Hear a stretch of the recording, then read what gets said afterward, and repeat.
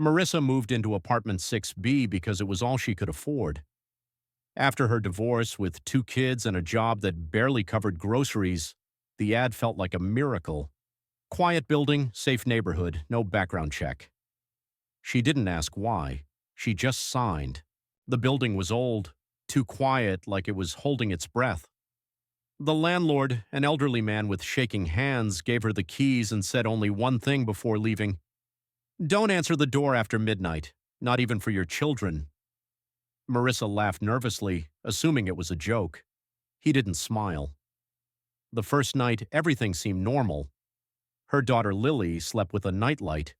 Her son Ben curled up on the couch, cartoons humming softly. For the first time in months, Marissa felt almost safe. At 12:07 a.m., there was a knock, 3 slow taps. Marissa froze. Another knock came. Soft, polite. "Mom?" Lily's voice whispered from the hallway. Marissa's blood turned to ice. Lily was asleep in her room. She could see the light under her door. "Mom, open the door!" the voice said again, closer now. "I'm scared." Her phone buzzed. Unknown number. "Don't open it. It learns." The knocking grew louder, harder. "Mommy," the voice sobbed, "why won't you help me?" Ben started crying. The door handle rattled. Marissa held her breath until the sound stopped. The next morning, she asked the neighbors. No one would meet her eyes. One woman whispered, "It takes single mothers first, easier to break." Every night after that, it came back. Some nights, the voice sounded exactly like Lily, soft, trembling, calling for her mother. Other nights, it became Ben, whimpering and angry, pounding as if trapped on the other side. And sometimes, it wore Marissa's own voice, breaking apart in sobs, whispering promises of rest, of peace, of everything being okay if she would just open the door. The apartment began to change. Long scratches appeared along the walls, too high to reach. Finger-shaped dents pressed outward from the ceiling, as if something above them was trying to crawl through. Lily stopped sleeping and started drawing instead, page after page of the same image. A tall figure, no face, standing directly behind Marissa's bed. "Who is that?" Marissa asked, her voice shaking. Lily didn't look up from her crayon. "That's what waits," she said quietly. "It says you're very tired." By the 7th night, exhaustion finally won. Marissa fell asleep at the kitchen table, her head resting beside an unfinished cup of coffee, while something on the other side of the door smiled and listened to her, breathing slow. When Marissa woke, the apartment lights were off, not flickering, off, like the darkness had been poured in. The clock on the microwave glowed 12:07 a.m. The knocking came immediately, not 3 taps this time. A slow, dragging scrape, like fingernails being pulled across wood. "Mom?" Ben whispered from the other side of the door. His voice was hoarse, exhausted. "It hurts out here." Marissa's legs wouldn't move. Her body knew before her mind did. This was a test, and she was already failing it. The handle turned, just enough to make a sound. From Lily's bedroom came a soft giggle. Marissa spun around. Lily stood in the doorway, her nightgown hanging too loosely, eyes wide and glassy. "You shouldn't listen to them," Lily said. "They don't sound right anymore." The scraping stopped. Then the voice changed. "You're not her real mother," it said calmly. "You stopped being that when you got tired." The walls pulsed. The air thickened, heavy and sour, like a room that hadn't been opened in years. From the peephole, Marissa saw something impossible. A hallway packed with faces pressed together, mouths open in silent screams. Mothers, children, all staring back at her. One face moved closer. It was hers, older, hollow, smiling. "We're so rested now," it whispered. "Open the door." Behind her, Lily's voice softened. "Mom, it's okay. You can sleep." The deadbolt clicked on its own.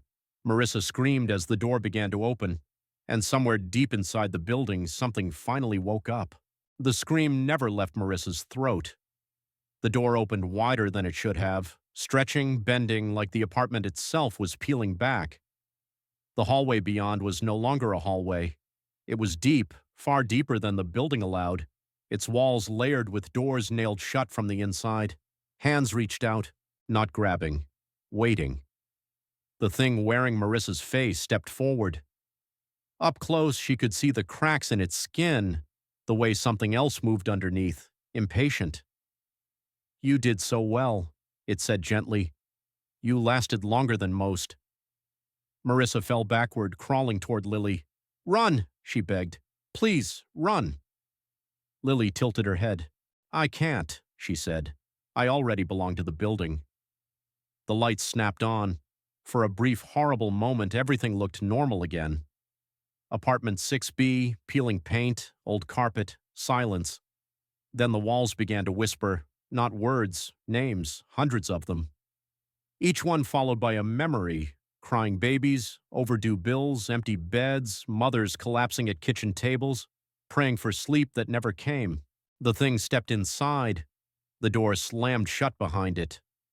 The last thing Marissa felt wasn't pain, it was relief. The next morning, neighbors heard children laughing inside apartment 6B. The landlord arrived with the police after complaints about the noise. They found the apartment spotless, too spotless. No sign of Marissa, no sign of struggle. Only two things were left behind. A crayon drawing taped to the refrigerator, a tall, faceless figure standing behind a woman at a table, and beneath it, written in a child's handwriting, "She finally rested that night." A new ad appeared online. Affordable apartment, quiet building, perfect for single parents. At 12:07 a.m., the first knock sounded. The knock did not come from the door this time. It came from inside the walls, slow, careful, like something learning the shape of the apartment by touch. The laughter the neighbors heard wasn't children, it was practice. Inside apartment 6B, Marissa sat at the kitchen table again, exactly where she had fallen asleep. Her body was upright, eyes open, unblinking. She did not breathe, but she smiled when the building whispered to her, "You'll help us now," it said through the vents. "You understand tired mothers." Behind her, Lily and Ben stood perfectly still. Their shadows bent the wrong way, stretching up the walls and disappearing into the ceiling. "They don't knock anymore," Marissa said softly. Her voice was layered, hers and dozens of others beneath it. "They come when they're ready." The building shifted. Down the hall, a door opened. A woman stepped inside, late 20s, mascara smudged, one child asleep on her shoulder. She froze when she saw Marissa. "Oh, sorry," the woman said. "I thought this was empty." Marissa stood. Her movements were stiff at first, like she was remembering how joints worked. "You must be exhausted," she said kindly. The woman's eyes filled with tears without knowing why. "I am," she whispered. "I just need somewhere safe." Marissa smiled wider. The lights flickered to life. The clock reset itself. 12:07 a.m. Somewhere deep inside the building, a door learned how to knock again, and this time it sounded like hope.